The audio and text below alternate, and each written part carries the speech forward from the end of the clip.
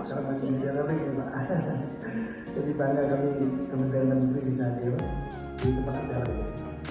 Nah, sebetulnya seperti kami pernah berkunjung ke kantor Bapak, yang menarik bagi kami ada satu ketika Bapak menyampaikan bahwa pertumbuhan ekonomi Indonesia akan bisa melompat kalau dua mesin bergerak, yaitu mesin swasta serta mesin pemerintah. Mesin pemerintahnya diantaranya adalah realisasi belanja yang harus dioptimalkan sehingga bisa mendongkrak. Di Kementerian Dalam Negeri kami sebagai pembina pengawas sesuai Undang-Undang Nomor 23 2014 pemerintahan daerah, salah satu tugas dari Kementerian Dalam Negeri adalah ikut mengawasi dan mendorong agar APBD anggaran pendapatan belanja daerah yang jumlahnya 552 Bapak Menteri, yaitu 38 provinsi, 98 kota, dan 416 kabupaten. Kami lakukan monitoring terus-menerus setiap bulan, baik pendapatan dan belanja, karena APBD yang dibuat oleh teman-teman daerah ini sekarang lagi pembuatan untuk pembentukan. Ini adalah baru target atau belum ada uangnya. Hendaknya maka diberikan penghargaan. Kadang-kadang dari Kementerian Keuangan juga memberikan penghargaan dalam bentuk insentif fiskal tambahan. Nah kemudian khusus untuk pendapatan ini ada 3 pendapatan utama daerah. Yang pertama adalah transfer keuangan daerah dan desa TKDD. Yang kedua adalah dari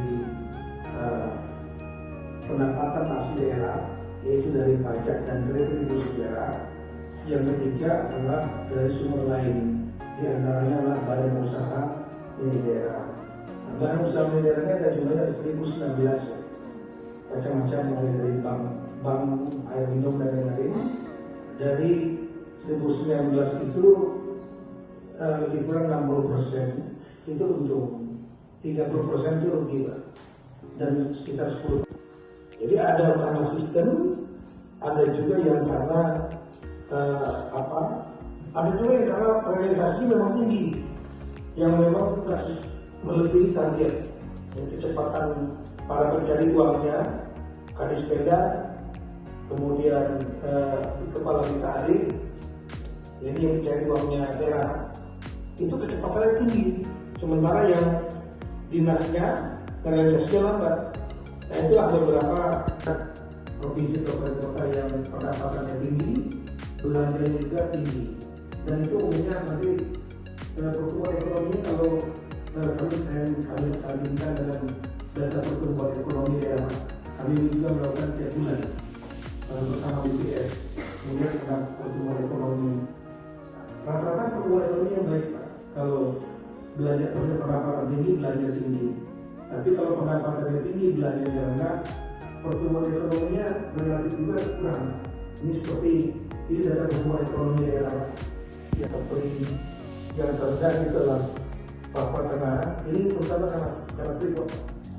Jadi Freeport ini ada masalah, kemudian kemarin ada longsor, ada smelter yang terbakar juga karena kemarin longsor, dan sekarang terjebol semua. Akibatnya ekspor dari Freeport berkurang, dan itu sangat menyumbang angka pertumbuhan ekonomi di Papua Tengah. NTB ini sebetulnya sangat bagus Pak, gubernur ini juga sangat bagus sekali. Ekspor ditahan, karena ekspor ditahan, pertumbuhan ekonominya langsung minus. Belum pernah NTB itu minus 0,82. Kami sudah menyampaikan kepada Pak Lalil, apa mungkin sambil nunggu sektor terjadi, ini ekspor tetap dilanjutkan, karena kalau tidak akan berdampak pada angka pertumbuhan ekonominya menjadi minus.